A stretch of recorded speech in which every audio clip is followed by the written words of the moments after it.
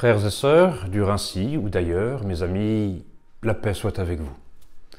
Je voudrais vous parler aujourd'hui d'une belle prière, une prière populaire, une prière très appréciée et très connue du peuple chrétien, la prière du Je vous salue Marie. Voilà une belle prière qui tire sa source, son origine de la parole de Dieu. Une belle prière enrichie d'un concept théologique novateur et une prière enfin marquée par une spiritualité du quotidien. Une prière enracinée dans la Bible. Je vous salue Marie, pleine de grâce, le Seigneur est avec vous. Vous êtes bénie entre toutes les femmes et Jésus, le fruit de vos entrailles, est béni. Deux versets tirés de l'Évangile selon saint Luc au chapitre 1, versets 28 et 42. Deux versets qui reprennent deux rencontres. La rencontre de l'ange avec la Vierge Marie, ce que l'on appelle l'Annonciation. Je vous salue Marie, pleine de grâce, dit l'ange à Marie. Le Seigneur est avec vous. Vous êtes bénie entre toutes les femmes. Vous êtes bénie entre toutes les femmes, c'est aussi ce que dira Élisabeth lorsque Marie viendra à sa rencontre. C'est ce qu'on appelle la visitation. La rencontre de Marie et de sa cousine Élisabeth, toutes les deux enceintes, toutes les deux porteuses de la vie qui va transformer le monde. Et c'est toujours cette rencontre, cette visitation entre Élisabeth et Marie, tirée de l'Évangile selon saint Luc au chapitre 1, verset 42. Je vous salue Marie, pleine de grâce, le Seigneur est avec vous, vous êtes bénie entre toutes les femmes et Jésus, le fruit de vos entrailles, est béni. C'est la Bible. Les prières catholiques sont toujours tirées de la Bible, issues de la Bible. Nous ne sommes pas en dehors. Cette prière du « Je vous salue Marie », elle a été aussi enrichie d'un concept théologique fort, important. Un petit peu d'histoire.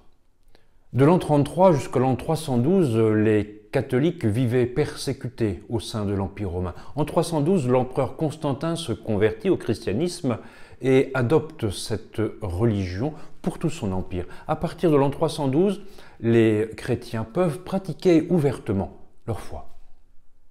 Face aux différentes hérésies qui se présentaient au sein de son empire, l'empereur Constantin demanda aux évêques, aux pères de l'Église, de se réunir pour définir la foi chrétienne, pour dire quelle était la spécificité du Dieu des chrétiens. Ils se sont réunis, ces pères de l'Église, ces évêques, d'abord en l'an 325 dans la ville de Nicée, puis en l'an 381 dans la ville de Constantinople. En 430, ils se réunissent sous l'impulsion de l'empereur Théodose II dans la ville d'Éphèse, la ville où, selon la tradition, la Vierge Marie vécut jusqu'en son Assomption avec l'évangéliste Saint Jean. Théodose II demande aux pères conciliaires de définir très précisément la nature de Jésus-Christ. Et le concile d'Éphèse, se faisant l'écho de ce que la parole de Dieu annonçait au monde, dit bien précisément, théologiquement, que Jésus est bien homme et Dieu, 100% homme et 100% Dieu. Il n'est pas plus l'un ou plus l'autre, ou l'un ou l'autre, il est et homme et Dieu. Et le concile d'Éphèse va plus loin.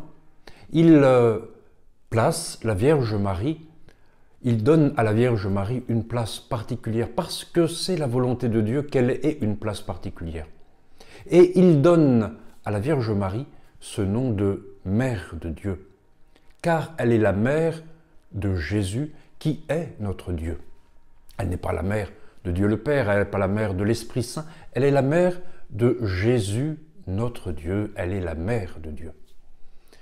Ce troisième paragraphe dans le « Je vous salue Marie » est suivi tout de suite d'un paragraphe sur une spiritualité du quotidien. On demande à Marie de nous accompagner, de prier pour nous si vous voulez, de nous accompagner dans les deux moments les plus importants de notre vie humaine et chrétienne. C'est le moment présent et c'est le moment de notre mort, l'heure de notre mort. Priez pour nous, Sainte Mère de Dieu, maintenant et à l'heure de notre mort. Accompagnez-nous, Marie, maintenant et à l'heure de notre mort.